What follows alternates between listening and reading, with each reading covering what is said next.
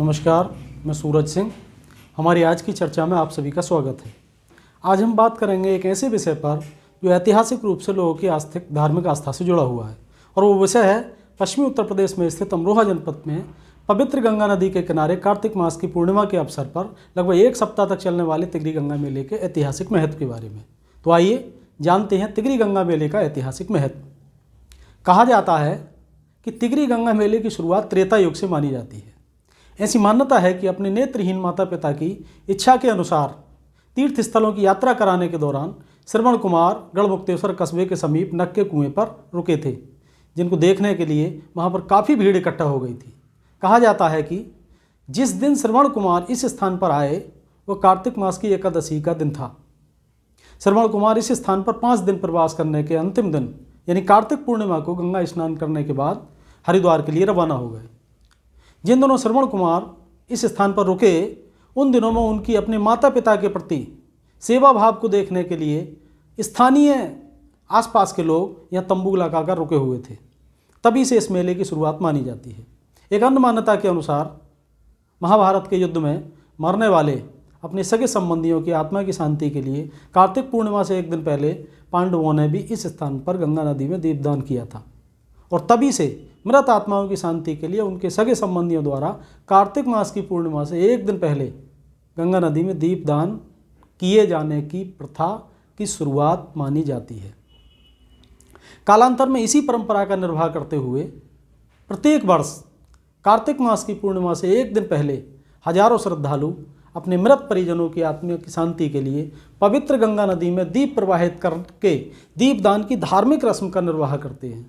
हिंदू धर्म में ऐसी मान्यता है कि किसी व्यक्ति की मृत्यु के बाद पहली पूर्णिमा के अवसर पर गंगा नदी में दीपदान करने से मृत आत्मा शांत होती है और सद्गति और मुक्ति को प्राप्त होती है। पवित्र गंगा नदी में दीपदान करके मृत व्यक्ति के परिवारजन भी मृत आत्मा के प्रति अपने ऋण से मुक्त हो जाते हैं। गौरतलब है कि शुरुआत में ये मेला गढ़मुक्तेश्वर के प्राचीन नक के कुएं के पास ही लगता था, लेकिन समय बीतने के साथ साथ नदी की धारा ने अपना स्थान बदल लिया और वो धारा बदलती गई, जिससे मेला तिगरी नामक गांव की तरफ बढ़ता चला गया। हालांकि नदी के दूसरी ओर भी मेला लगने लगा। समय बीतने के साथ मेले की मान्यता बढ़ती गई और मेला साल अधिक विशाल होता गया। मौजूदा समय में लगभग एक सप्ताह तक चलने वाले इस तिगरी गंगा मेला में जहाँ एक और आसपास के कई जिलों के दूर दराज के क्षेत्र से उम्र दराज महिला पुरुष श्रद्धालु अपनी धार्मिक आस्था के चलते मेले में आते हैं, वहीं दूसरी ओर युवा और नौजवान स्त्री पुरुषों को ये गंगा मेला पर्यटन मनोरंजन आनंद प्राप्त करने के लिए अपनी ओर आकर्षित करता है। इसके अलावा गंगा के किनारे लगभग एक सप्ताह तक आबाद रहने वाली ये तंबू नगरी बच्चों को भी कुछ खास वजहों से अपनी ओर आकर्षित करती है, जैसे खाने पीने की चीज़ें, मनमोहक रूप से सजी हुई खेल खिलौनों की दुकानें, खेल तमाशों को देखने की लालसा, नदी के जल की अटखेलियाँ करती हुई लहरें।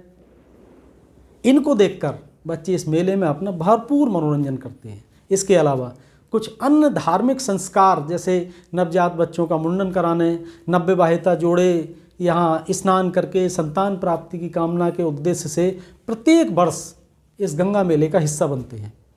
साथ ही साथ ऐसे लोग भी जिनके परिजनों की हाल के ही दिनों में मृत्यु हुई हो और वह किन्हीं कारणों से उनका अंतिम संस्कार गंगा के किनारे ना कर सके हों, वह भी गंगा नदी में अपने मृत परिजनों की अस्थियों के विसर्जन करने के पवित्र और धार्मिक उद्देश्य से इस मेले में भागीदारी करते हैं। तिगरी गंगा मेला हजारों हिंदू श्रद्धालुओं की आस्था का केंद्र होने के साथ साथ विभिन्न धार्मिक आर्थिक गतिविधियों का केंद्र भी बनता है।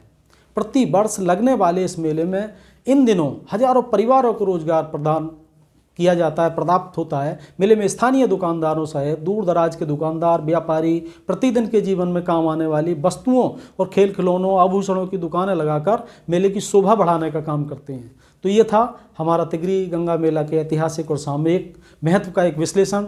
आपको ये कैसा लगा कमेंट करके हमें अवश्य बताएं, और मिलते हैं ऐसे ही किसी अन्य विषय के साथ। तब तक के लिए नमस्कार।